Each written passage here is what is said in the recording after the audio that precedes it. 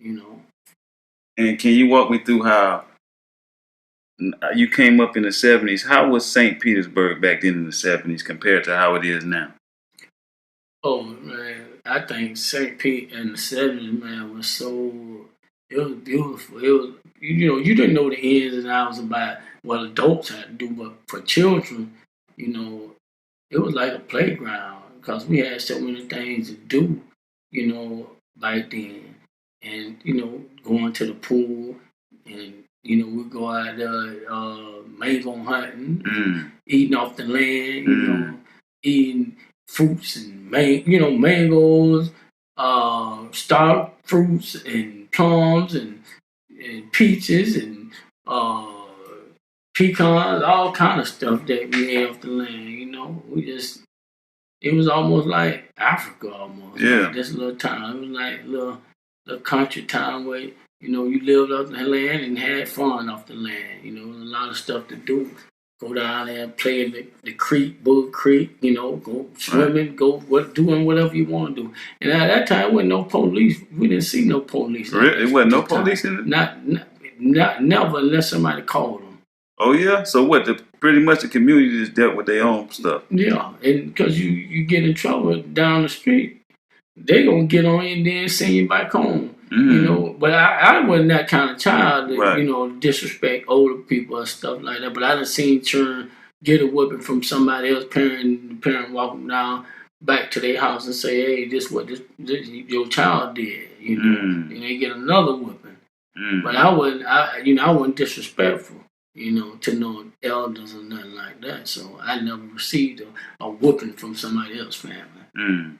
And coming up in the 80s, when did you, or was it the 80s, when did you start seeing a change in the way people acted in St. Pete or just St. Pete changing in general? I think when it changed, it was like around 1983, and that was the time that I remember when drugs started coming in this community. You know, but at that time, I didn't understand what was really going on. You know, you start seeing black folks with money, young folk, Mm-hmm. riding in nice cars, and like I said, one time I seen this one dude. It was like somebody coming from out of another world. He in a nice luxury car with rims and car jacked up with white wall tires and music louder than a concert, and like he got a concert in his car. And I'm like, what the heck? What is this? Like I never seen it. I never heard it. I just seen it. And Yeah. and it was so attractive that everybody used to run out their house trying to see like what is this? Who is this? What is it? Who is it? And did you know who these guys was when you seen them? No, not at the time. You I didn't know didn't 'em? even know. I just knew that there's somebody around here got some money and they having fun. With all this loud music, car nice, fixed all up with rims, white wall tires, and stuff like that. We used to be chasing behind the car trying to see who it was. We was attracted to it because we never seen that in this city. This city was like just a plain Jane. So when you say drugs, because I hear about like in the 70s heroin and stuff like this, are you what type of drugs are you talking about? This was the crack area, crack cocaine era. Even I didn't know what no crack was, until I got older. But at that age, 1983, I heard some things, but I never knew. But I knew something was going on to see young folk, this young dude driving this nice car. Like where you getting this money from? You don't see nobody, mom or dad driving this. You see young people driving. Even working people, Working people ain't have no money like that. They didn't have no money. And if they did, they didn't show it. Or they went into that type of stuff. But at this time, did you know it was crack, or did you? No, I ain't know. I had no idea. I wanted to know. Yeah. Because it looked nice to me. So I'm like, who is this? And what is this? Yeah. Like, how you got this music to be so loud in your car? How you got your car like this pretty like this? Who did it? Yeah. Like, where you get this from? So we used to be chasing behind the car, trying to see who was it. And what was these guys' response when they saw y'all? Oh, they loved it. You could see them riding down the street smiling. They knew you was a try. They had done something good. Because that's the first thing somebody gonna think. If you got on some nice shoes and somebody make a comment on it, you be like, you smiling too. You feel good about yourself and what you accomplished. So I think that's how they felt. And these was trendsetters. So at this time, like, this was new to y'all, but it's like somebody had to show them to even, like, how did they know that this would be something attractive? They got the new cars, they got this and that. How did they know that when I come out with these cars and I put these white walls and stuff like this? I'm trying to think in the mind frame. How did they know, like, I'm gonna get all this attention like this? I think I had heard that at that time, a little later, a couple years later, that them guys went down to Miami. Miami was one of the first places where they was doing that. And they must have went down to Miami and seen the attention that people was getting, because they was already doing it. But this city was small, and we went into that type of stuff, So I think, they got a taste of it down in Miami, and they knew St.pete was way behind than Miami, and they knew if they came to this city and showed their little stuff off, their little tours off, that they was gonna get a whole bunch of attention, and they did. And so when this attention was going on, did the police like, what was the response to this? Did anybody know what was actually going on, or what? What was going on? The police didn't know. It wasn't even that many police in this city at that time. At that time, nobody didn't really know. Nobody didn't really know what it was. Like, how they got this. Yeah. Who was their family? Like, who gave this to them? Right. Where did they get it from? Because we never seen nothing like this. St. Pete ain't know too much. And a lot of people from St. Pete wasn't from Miami. They never came from Miami and settled here. They came from Georgia. From north part of, the country. So Miami was different. Nobody didn't really move from Miami and come here like how they came from Georgia. So it was different. And so how long did it take you to figure out what was going on? Because, I mean, at that point, could you just get in the game, or did somebody have to put you on in the game and let you know what was going on? How was it back then?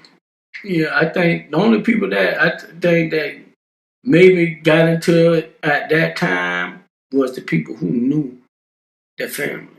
I don't think if you didn't know that family, you wasn't going to be a part of it. So they was the only family doing this? Yeah, it seemed the way that way down that time, like, because you start hearing their name. You start hearing about the family name, and the things that they was doing, like doing big events at the park, giving away free food, playing music, and giving out toys to the kids on Christmas. You start hearing things, all this money they got and the things that they was doing with the money, But nobody didn't know, like, when they first came, like, where the money came from. You start hearing about it later. The police didn't even know what crack was. They didn't know what crack was at this time? They didn't know.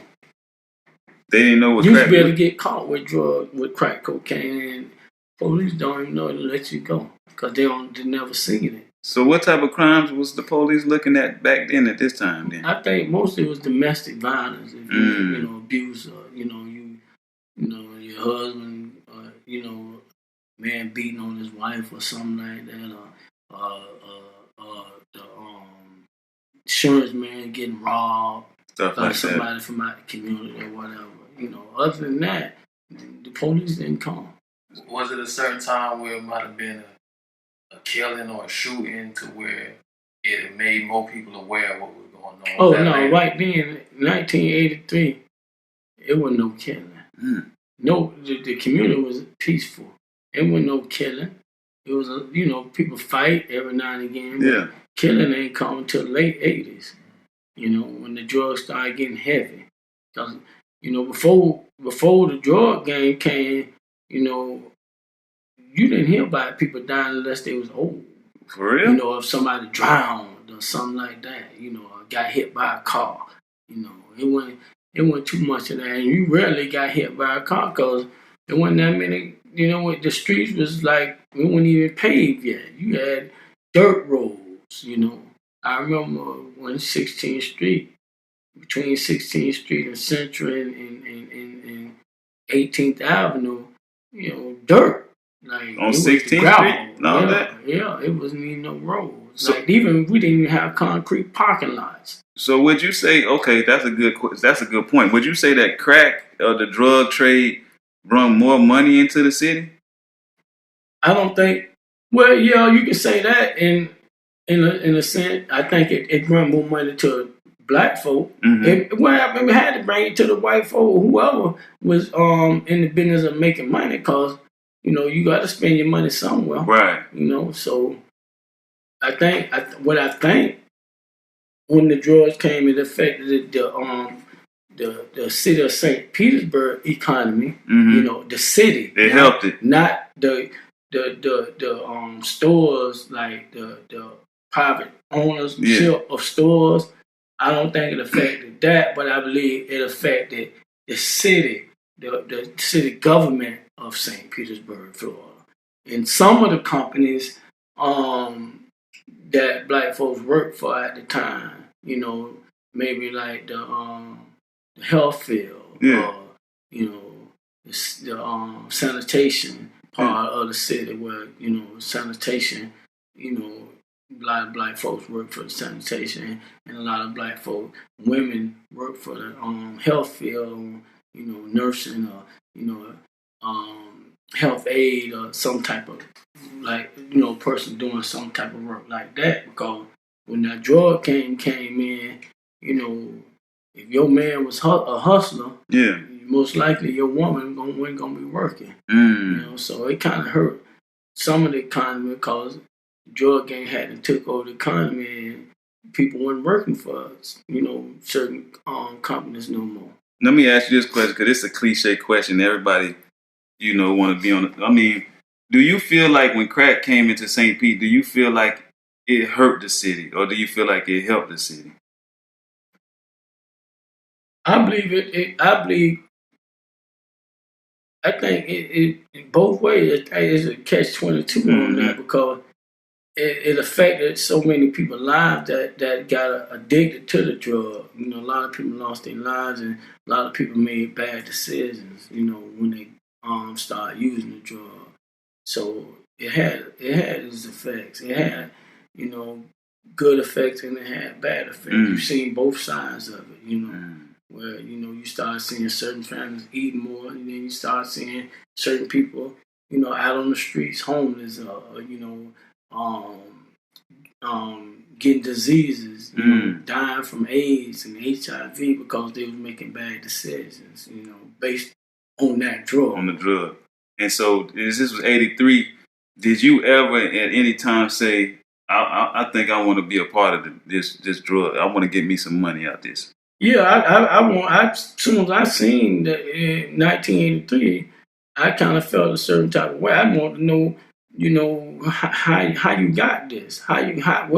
What did you have to do to get what you got? Yeah. And I'm willing to do it, but not knowing the side effects, not understanding that some people gonna get hurt, or lose their life, or get sick off the drug. I didn't know that at the time. All I knew was the good side, the upside of it, So I was attracted to the upside, not the downside. And did majority of the people did they want to participate in the drug game, or did they want to stay away from it? Or do you feel like you was one of those people that said, I want to get some of this money, I don't by any means necessary?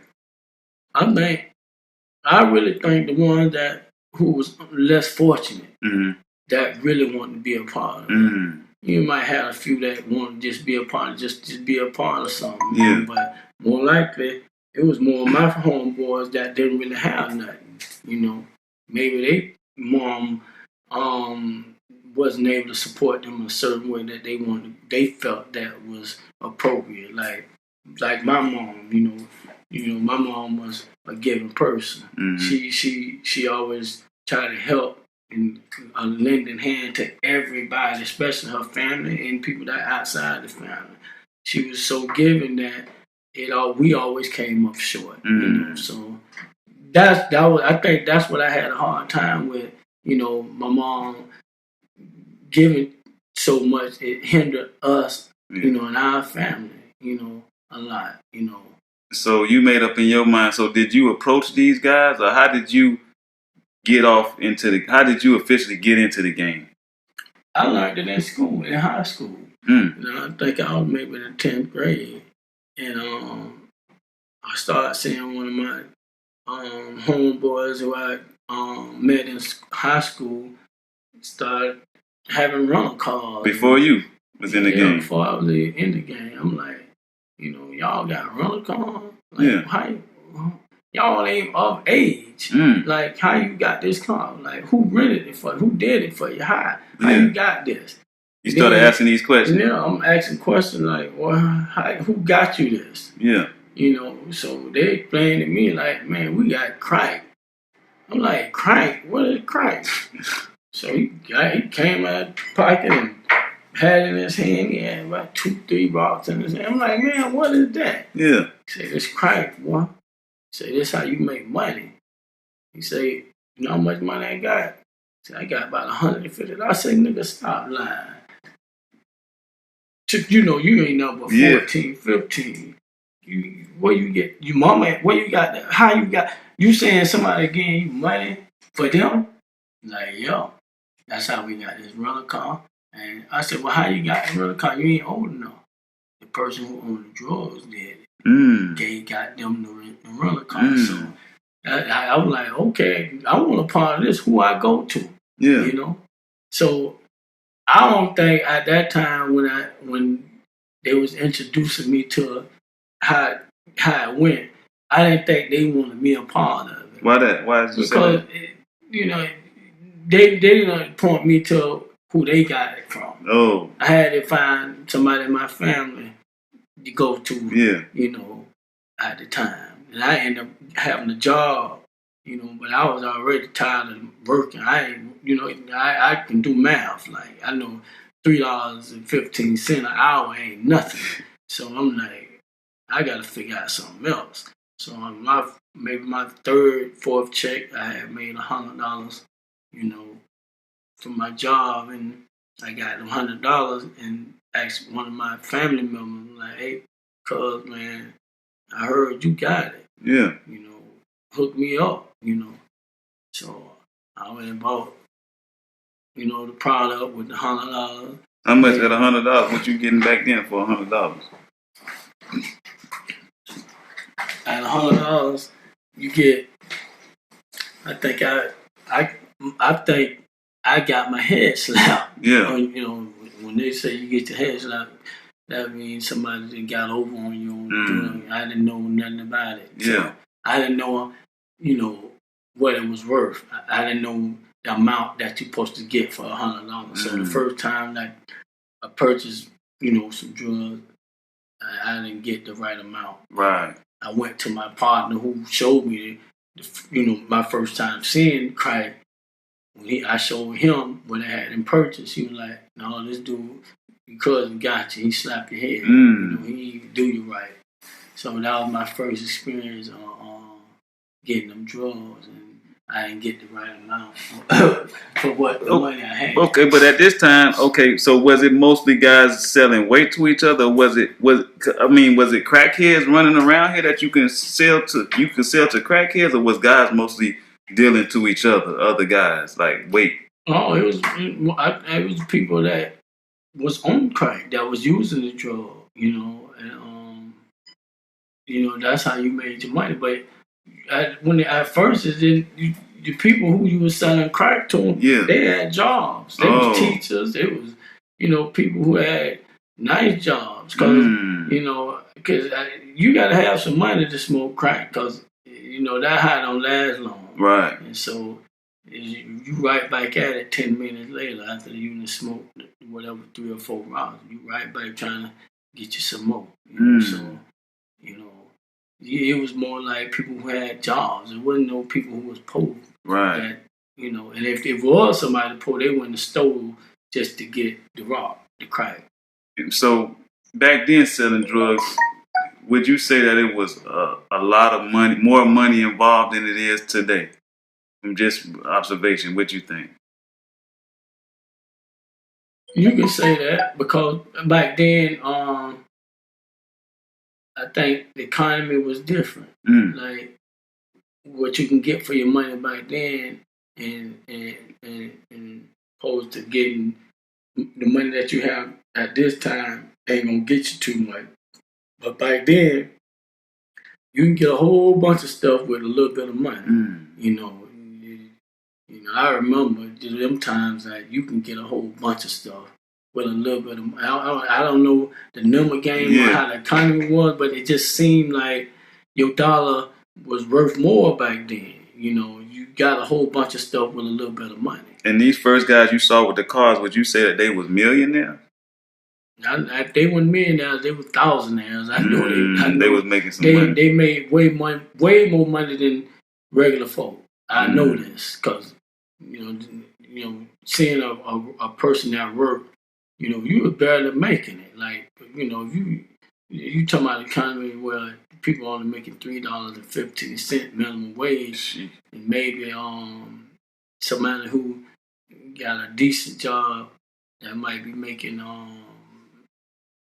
10 hour, whatever like that, and you gotta have an education just to get that. You know what I'm saying? So,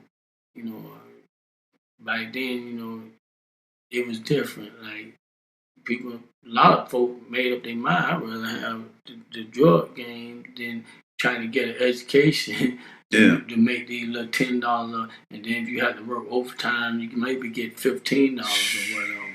So when the crack came and the money came, I would assume that it was some guys that wanted to rob people too. But did that ever start? Did Jack Boys and all that? That started later. That started later. And I believe that the robbing and stuff came from when people who was on the drug couldn't get the drug. So the first people robbing was the people using drugs. That's what I believe. Yeah. And then people started catching on because the person who was on the drug, who couldn't get the drug because they done ran out of money, they do anything to get it. Yeah. And so they might go and rob somebody for a TV or whatever, or money or whatever, jewelry or whatever, and go and sell it to the guys who might not be selling drugs, or sell it to somebody who do sell drugs. You know what I'm saying? Because they know that person got the money to purchase it. They just want the money to go and buy some more drugs. So they'll find the person who they selling the item that they stole and tell them how they got it. Or I just robbed this person. Or they might have a conversation with them about it. And they're like, you want to rob? You want to talk to yourself? Like, And then that's when you start figuring out, okay, you want to get some money. Either you going to rob or you going to hustle. And so when you were hustling, have you ever came in contact with somebody wanting to take something from you at this point? Oh, yeah, a couple times. A couple times I done got robbed. But I think the people who robbed me, I caught up with them. So I think after that, I hadn't got a name for myself that if you rob me, it's going to be some consequences if you do that, So, And now we got trap houses. What was it more like? How was people hanging on the corners? Was it wasn't no cell phones or nothing like that. Yeah, it started off. You might hang in front of a corner store. And people who want to purchase a drug, it can be a teacher, anything. They just drive up, stay in their car, and you make the deal through the car window. You just chilling at the store. You chilling like you used to chill because we always chilled at the store because the local stores always had a game room or something. So, we hung around the store. But then when the drug game came, That's when we started getting the drugs and still hanging out the store. So it was like camouflage because the police ain't really know what was going on until the people who start stealing to get the drug. And they start telling about who's selling drugs. Oh, yeah, that's what I was going to ask next. When did the police get hip to what was going on? That's what I think. That's when they started getting hip, when people started stealing and getting caught and telling on the guys that were selling the drugs. And what was the police reaction to this? When they finally got onto what was going on, was it slow? Were they just watching y'all, or did they start? It was a watch game. They trying to figure it out because they didn't know nothing about the drug. They never seen the drug before. They don't know nothing about what they looking for. You know, they don't know. They didn't even catch on to what was going on probably to the late 80s. Like because it really wasn't that many police out here until the dope game came. You know, you selling dope like in the wild open, like it wasn't. You carry a gun in the wild open, like somebody had to call the police on you for the police to come. And then once the drug game started getting heavy, that's when you start seeing the police presence without even nobody calling. You know, if they didn't call, if nobody didn't call the police, you didn't see the police. Well, how did that change how you was moving when police were just around without people calling? Now you in the drug game. How did that change the way that you and your partners was moving? Because obviously you probably couldn't sell in the open like you used to, or did people still try to sell in the open and get jammed up? Yeah, people they still being, they were still selling drugs in the open because you start getting word. First started going around saying, man, just don't have the drug on you. They can't do nothing. As long as you have your drugs here and they ain't in your possession, they can't do nothing. And even if they find it, it wasn't on you. So, people start figuring out the law and start, doing things to prevent from going to jail. We just hanging out. Just don't keep drugs on you. So you was able to maintain that. But then after a while, they didn't even care if the drugs on you. They just say this is your drugs. It was right here around you. So that's when people start getting trap houses.